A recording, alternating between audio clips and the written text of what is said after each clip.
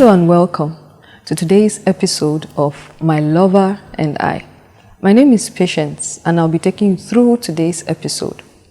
I'm excited to let you know that it's a joy to be talking to you about your relationships, what you need to do to make sure that these relationships are buoyant and it's something you enjoy. We all want to fall in love, we all want to be happy, but there are things we need to consider before making decisions to get into relationships. Before you say yes to that proposal, you need to think about so many things. And today we're going to be talking about medicals. When we talk about medicals, we're talking about your medical history and your medical status. But for today, I'm going to be concentrating on your medical status. And for today, we're going to be talking about your genotype compatibility. We all know what it means to have a genotype. There are major genotypes we all know. We have AA, we have AS, and we have SS.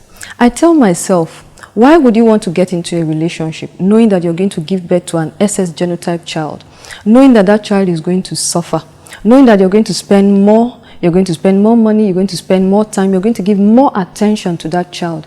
And it's possible that that situation is going to wear your relationship when you eventually get married. I ask myself, why do you want to go through that, knowing that you could have avoided it? It's okay to fall in love as individuals. It's okay to live your life as individuals. But when that relationship has to do with coming together to give birth to a child, you need to reconsider. Now, if you realize that your genotypes are not compatible enough, please reconsider that decision of saying yes to that proposal. If you realize that you're going to give birth to an SS genotype child, if you realize that that decision you're going to make is going to mar your relationship, then you need to reconsider. The very best genotype compatibility is AA and AS. Anything short of that is going to be doing harm to your relationship. It's going to be adding stress to your relationship. I'd like you to take action steps today.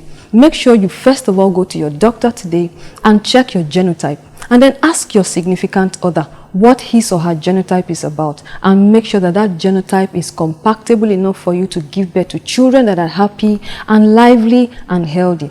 Let me give a story. When I was in the boarding house, I had a friend who had who was SS, and she was a sickle cell patient.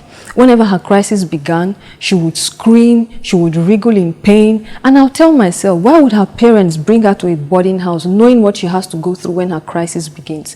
Honestly, it is better told than experienced. You don't want to go through that pain, you don't want to go through that rigor, you don't want to go through that extra care you want to give to your child.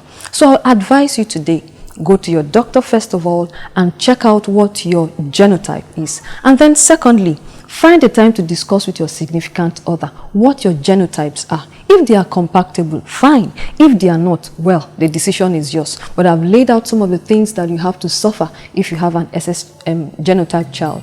Until next week when we come your way again with another topic, have a nice day and stay blessed. Thank you.